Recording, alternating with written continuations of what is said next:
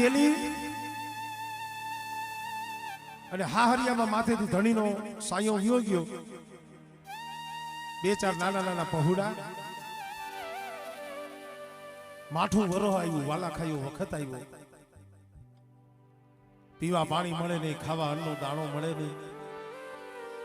ઘરનો મોહ બધો ધણી હતો એ વ્યો ગયો. ઓલા પોતાના દીકરા હતા, બે પાંચ નાના નાના પહોળા હતા, ભૂખ્યા. દીકરીને એમ થયું કે પિયરમાં મારા ભાઈની આ બહુ સારું છે, તો લાવને મારા ભાઈ પાસે જાવ, સાંભળવા જેવું છે. કારણ કે દુઆ, છંદ, વાર્તા, લોકગીત, રાહડા આ હદાય ગાય, પણ એ બહેના કેવી રીતે, ઈ જો તમે સાંભળો તો અતિશય મજા આવે. અને આયરની જે બેન હતા એને એમ થયું કે પિયરમાં મારો ભાઈ છે ને, એને માતાજીની દયા છે, ભગવાનની દયા છે. જો અહીંયા જાવ અને પાસમણ જો મને દાણા આપે તો આ માઠું વરો છે ને ઉતરી જાય. હૈયામાં હામ લઈ અને પોતાના ભાઈના, પોતાના પીરના ગામમાં જાય છે. સંગ્રામભાઈ એ બેન હાલી જાય છે, પિયરના ગામમાં પોગી અને પોતાના ભાઈનું જે મકાન હતું એ જાપાના હામો હામ એની ડેલી. એ જાપે બેન પોગી ત્યાં પોતાનો ભાઈ ઓહરીમાં હતો ને દેખી ગયો અને એના ઘરનાને કીધું કે બેન હાલી આવે છે. ગોરધન કાકા, હું કહું છું ને, સમય એવો આવે ને તો કોઈ નો રહે. બેન હાલી આવે છે, મને ખબર છે કે માઠું વરો છે, મારી પાસે 5 પણ દાણાની લાલચ કરી, 5 રૂપિયાની લાલચ કરીને આવે છે, તો હું 5ની ડેલીએથી વિયો જ આવું છું. અને બેન આવે તો એને કહી દીધી કે તમારો ભાઈ ઘરે નથી. પણ 5ની ડેલીએથી ભાઈ ગયો, બેન આમ જાપેથી હાલી આવે છે. બેન નજરો નજર જોતી હતી મારો ભાઈ ગયો. પોતાના ભાઈના ઘરની ડેલીમાં જઈ ઊભી રહી. ભોજાઈ હતી ભાભી, હારા મોઢે આવકારો ન દીધો. માળાનું મોઢું જોઈને કે એને ખબર પડી જાય.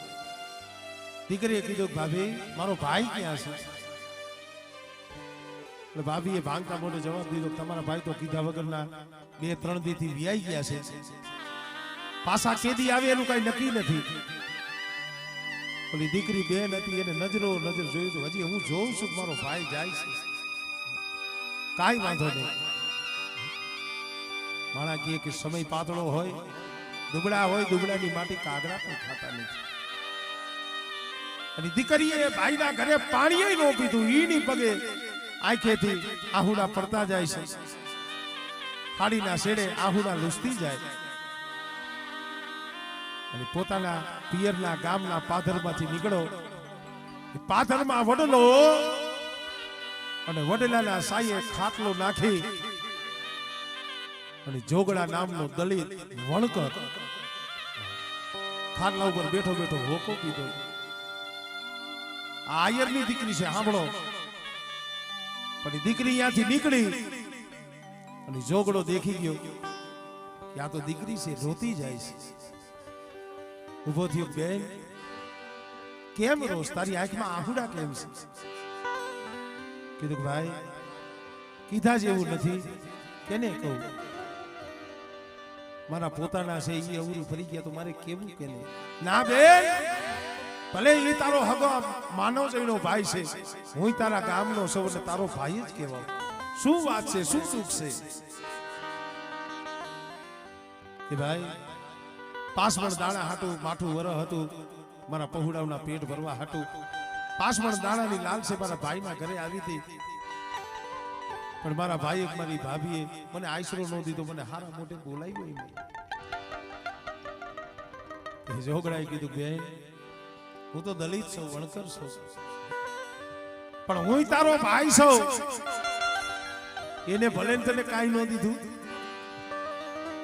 કદાચ મારા ગામમાંથી કોઈ મારા ગામની દીકરી રોતી રોતી નિહાકા નાખતી નાખતી વહી જાય અને હું જો જોતો રહું ને તો મારી જનેતાનું ધાવણ બજાઈ જાય. બેન ઊભી રે, પોતાના ઘરના હતા એને કીધું કે આપણા ગામની દીકરી છે, બેન છે, આખું ગાડું ભરી અનાજ અને આપણા દીકરાને કયો ઠેઠ એના ગામ લગી મૂકી આવે. જોઈજો પોતાનો દીકરો આખું ગાડું અનાજનું ભરી દીકરી હતી એને બેહાડી એને ગામને લઈ ગયા. આ બનાવ બન્યો ત્યાં જોગડા નામનો જે વણકર દલિત એમના ઘરેથી જે એમની ધર્મ પત્ની હતી ને એનું મોઢું પડી ગયું, નમણે હાથ દઈને બેઠી. તો જોગડાએ કીધું કે કા તને આ બેનને દાણા દીધા, ગાડું એક અનાજ દીધું, તને સારું ન લાગ્યું? તમે ગાડું એક અનાજ દીધું ને એ તો મને સારું લાગ્યું. તમે તો તમારી માનું ધાવણ ઉજળું કર્યું, પણ જે ગાડું લઈ અને અનાજ લઈ અને જે બેનને મૂકવા ગયો છે ને એ તો મને ધાવીને મોટો થયો છે. એ અનાજ તો દઈને આવે, પણ જો એ ગાડું રહ્યું એ બેનને દઈને આવે ને તો મારું ધાવણ ઉજળું થાય. અને દી આયથો કારણ દલાતીને ધાણનો નિભજે કુડબીને માઠું નો હો, જેસલ અને જખરો ક્યાં કે જેની માં વથલ પદમણી હોય. ધરતીનો ધડો હારો હોય ને તો એમાં સોળવો હારો થાય. ધરતીનો ધડો હારો હોય તો અહીંયા સોળવો હારો થાય. શિવાજી ક્યાં થાય? જેની માં જનેતા જીજાબાઈ હોય અહીંયા શિવાજી થાય. આપણે શિવાજી પી પીને ઘૂંટાઈ ગયા હોય ને આપણે શિવાજીની લાલચ કરી ના. બાબા ઘણી વખત કહે દેવી દીએ ને દેવી ઘણા એમ કે અમારે 7 છોકરા, અમારે તો ઓલા ગઈ જાય 9, અમુક ના ડોહા એમ કે અમારા બાપાને 13. કાવ તો જાજા કાગુલિયા કાવ તો જાજા કપૂત, હકડીસી મયણ ભળી ઓને હકડો ભલો સકો. એક દીકરો જો એવો થાય ને કુળમાં તો તમારા આખા કુળને તારી લે, આખા સમાજને તારી લે. બાકી તો 13 હોય હવે દોઢિયું નાખીને ગટરમાં ઊંધા પગ નાખીને પડ્યા હોય. બધા 10 હોય તો શું કામના, 5 હોય તો શું કામના. પણ કવિએ કીધું કે જનની જણ તો તણ નર જણજે, કા ભગત સુરો ને દાતા, નહીતર રેજે વાંજણી તારું મત ગુમાવજે નો. જનની જણ તો બીજો દુવો કીધો, જનની જણ તો ગુણવંત જણજે, મત જણજે ધનવંત. એક ગુણવંતના આંગણે લાખો ઉભા હોય ધનવંત. હમણે હું જુનાગઢ ગયો ને ઓલા સાધુ જે હતા ને બાબા, એકેય લુગડું નો પહેર્યું હોય અને એની પાસે કાંઈ ન હોય તો મોટા મોટા અબજોપતિ કરોડોપતિ ત્યાં લાઈનમાં એના દર્શને ઉભા હોય. એટલે કીધું કે જનની જણ ને તો ધનવાન નો જણતો થાય, ગુણવંત જણજે. એક ગુણવંતના આંગણે લાખો ઉભા હોય ધનવંત. પણ જનનીએ કવિને રોતા રોતા જવાબ આપ્યો કે સાંભળ કવિ, જનની કે મેં કામ કરું પથરા પડે મુझ पे. જનની કે હું શું કરું? જનની કે મેં કામ કરું પથરા પડે મુझ पे. કવિ કે કાંઈ વાંધો નહીં, પથ્થર પાડો જણને તો એવો જણજે. કેવો? જનની કે મેં કામ કરું પથરા પડે મુझ पे. કવિ કે એક પથરે સિંદૂર ચડે, દૂજા પથરા અને. પથરે જણને તો એવો ચડજે જામ અહીંયા સિંદૂરનો સાંડલો થાય. આપણે પૂજીશી શું છે? માતાજીની મૂર્તિ છે તો શેની છે? પથ્થરની છે. પછી આરસ હોય ગમે એવું છે તો પથ્થર ને. ભગવાનને તમે માનો તો ભગવાનની મૂર્તિ છે ની હોય? પથ્થરની હોય. પણ એ પથ્થર એને આમ જો ભગવાન ફેર પૂજાઈ જાય. હવે એ દી આથમો ને એ જોગડાનો દીકરો હાથમાં રાસ ફેરવતો ફેરવતો આવ્યો અને પોતાની જનેતા દેખી ગઈ. વાહ મારા દીકરા, વાહ મારા દીકરા. આમ જો આમ હૈયાના 12 હતા ને ખુલી ગયા. પણ વાત હવે સમજવા જેવી આવે છે. જે હું દુવો બોલ્યો ને એ દુવો કઈએ બન્યો. દિન ગણતા માસ ગયા વર્ષે આંતરિયા, સુરત ભૂલી સાઈબા જેના નામે વિહરિયા. કારણ કે માતાજીની દયા છે, આવા હદાય મારા બાપુના હાથ છે. કોઈ માતાજીની વાર્તા ન કરીને ખાલી આમનો વાતો કરીને તો એ નવદિવ્યા જાય. કારણ કે વાતમાંથી વાત નીકળતી જ જાય.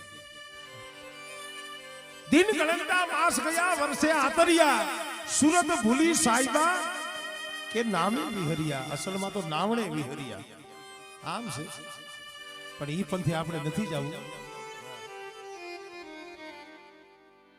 વરસ 2 વરસ 5 વર્ષનો સમય થયો. માણસ ઉપર સુખ હોય તો કાયમ સુખ નથી રહેતું, અને દુઃખ હોય તો કાયમ દુઃખ નથી રહેતું. 2-5 વર્ષના વાણા વીતી ગયા, સારો સમય આવ્યો. ઓલી જે દીકરી હતી એના નાના પહોળા હતા, ઈ મોટા થઈ ગયા. ઘર વહી ગયું, કામ ધંધો આમ દામ ઠામ. બન્યું એવું 2-5 વર્ષના વાણા વીતા. અને જે બેન પિયરમાં હાહરિયામાં હતી, પોતા ભાઈ ભે હતી તો ભેંસ દોતી હતી. એમાં કોકે આવી એને ખબર દીધા, બેન તમારા પિયરમાંથી કેણ આવ્યું છે, તમારો ભાઈ વિયો ગયો. તમારો ભાઈ વિયો ગયો.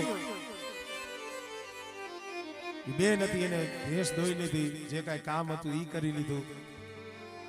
અને પછી કામ બામ પતાવીને પછી પોતાના ભાઈની કાઈન કરી રોય.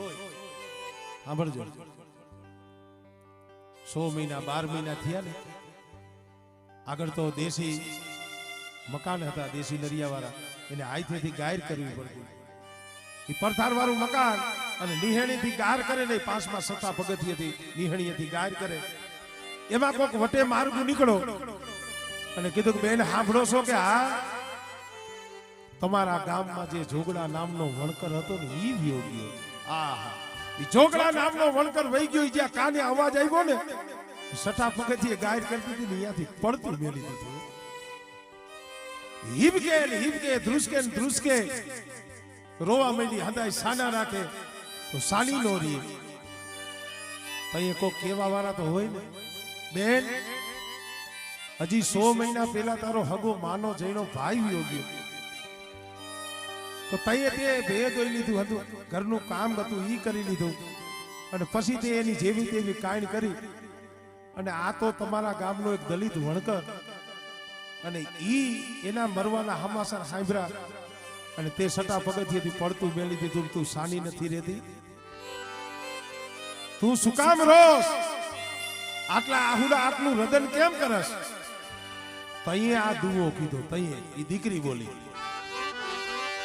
અમવળાડ જને ઈ વણી,